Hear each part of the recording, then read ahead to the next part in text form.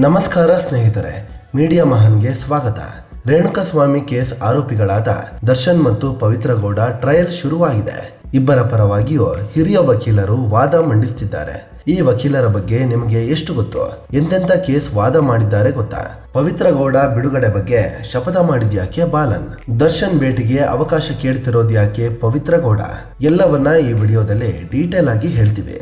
ಅದಕ್ಕೂ ಮುನ್ನ ನೀವಿನ್ನೂ ನಮ್ಮ ಚಾನಲ್ಗೆ ಸಬ್ಸ್ಕ್ರೈಬ್ ಆಗಿಲ್ಲ ಅಂದ್ರೆ ಈಗಲೇ ಆಗಿ ನಮಗೆ ಸಪೋರ್ಟ್ ಮಾಡಿ. ನಿಮ್ಮ ಬೆಂಬಲ ನಮಗೆ ತುಂಬಾ ಮುಖ್ಯ. ದರ್ಶನ್ ಪರ ವಕೀಲರ ಬಗ್ಗೆ ಗೊತ್ತಾ?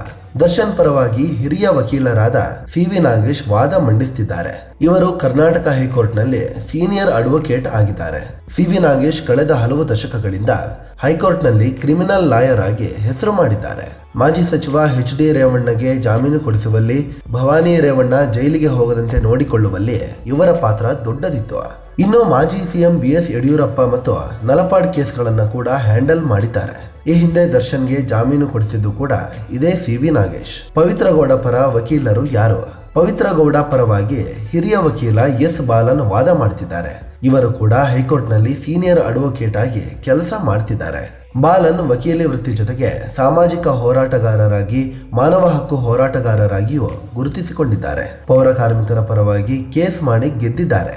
ಬೆಮೆಲ್ನ ಸಾವಿರಾರು ಕಾರ್ಮಿಕರ ಪರವಾಗಿ ಕೇಸ್ ಮಾಡಿ ಸಂಬಳ ಹೆಚ್ಚಿಸಿದ್ದಾರೆ.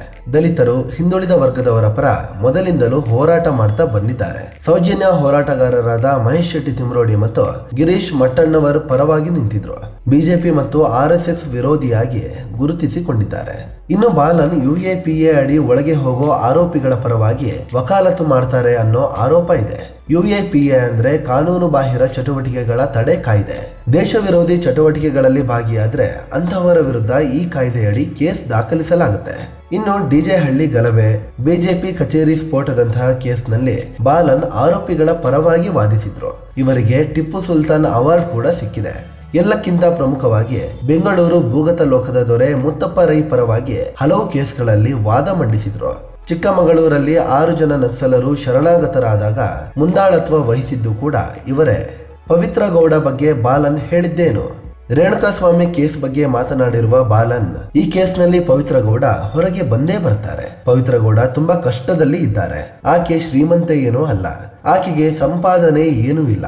ಹೀಗಾಗಿ ಆಕೆಯ ಬಳಿ ದುಡ್ಡಿಲ್ಲ ಅಂತ ಹೇಳಿದ್ದಾರೆ. ಮತ್ತೊಂದು ಕಡೆ ಟ್ರಯಲ್ ಶುರುವಾಗುತ್ತಿದ್ದಂತೆ ಪವಿತ್ರ ಗೌಡ ದರ್ಶನ್ ಹಿಂದೆ ಬಿದ್ದಿದ್ದಾರೆ. ಒಂದೇ ಒಂದು ಸಲ ದರ್ಶನ್ ಭೇಟಿಗೆ ಅವಕಾಶ ಮಾಡಿಕೊಡಿ ಅಂತ ಕೇಳ್ಕೊಳ್ತಿದ್ದಾರೆ. ಅಡ್ವೊಕೇಟ್ ಬಾಲನ್ ಫೀಸ್ ತುಂಬಾ ಜಾಸ್ತಿ ಇದ್ದು ಒಂದು ಹಾಜರಿಗೆ 5 ಲಕ್ಷ ರೂಪಾಯಿ ತಗೊಳ್ತಾರೆ. ಇದೇ ಕಾರಣಕ್ಕೆ ಪವಿತ್ರ ಗೌಡ ದರ್ಶನ್ ಭೇಟಿಗೆ ಮುಂದಾಗಿದ್ದಾರೆ ಅಂತ ಹೇಳಲಾಗ್ತಿದೆ. ಕಾರಾಗೃಹ ವಿಭಾಗದ ಹೊಸ DIG ಅಲೋಕ್ ಕುಮಾರ್ ಜೈಲಿಗೆ ಭೇಟಿ ನೀಡಿದ್ದಾಗಲೂ ಪವಿತ್ರ ಇದೇ ಬೇಡಿಕೆ ಮುಂದಿಟ್ಟಿದ್ರು. ಆದರೆ ದರ್ಶನ್ ಪವಿತ್ರ ಗೌಡರನ್ನ ಭೇಟಿಯಾಗಲು ನಿರಾಕರಿಸಿದ್ದಾರೆ ಅಂತ ಮಾಧ್ಯಮಗಳು ವರದಿ ಮಾಡಿವೆ. ಸ್ನೇಹಿತರೆ, ಇದು ದರ್ಶನ್ ಮತ್ತು ಪವಿತ್ರ ಗೌಡ ಪರವಾಗಿ ವಾದ ಮಾಡುತ್ತಿರುವ ವಕೀಲರ ಬಗ್ಗೆ ಮಾಹಿತಿ ನೀಡುವ ಪ್ರಯತ್ನ. ಈ ಬಗ್ಗೆ ನಿಮಗೆ ಏನನ್ಸುತ್ತೆ? ದರ್ಶನ್ ಮತ್ತು ಪವಿತ್ರ ಗೌಡ ಈ ಕೇಸ್ನಲ್ಲಿ ಆರೋಪ ಮುಕ್ತಗೊಳ್ತಾರಾ? ಕಾಮೆಂಟ್ ಮಾಡಿ ಹೇಳಿ. ಅದೇ ರೀತಿ ನೀವಿನ್ನೂ ನಮ್ಮ ಚಾನಲ್ಗೆ ಸಬ್ಸ್ಕ್ರೈಬ್ ಆಗಿಲ್ಲ ಅಂದ್ರೆ ಈಗಲೇ ಆಗಿ ನಮಗೆ ಸಪೋರ್ಟ್ ಮಾಡಿ. ನಿಮ್ಮ ಬೆಂಬಲ ನಮಗೆ ತುಂಬಾ ಮುಖ್ಯ. ಧನ್ಯವಾದ.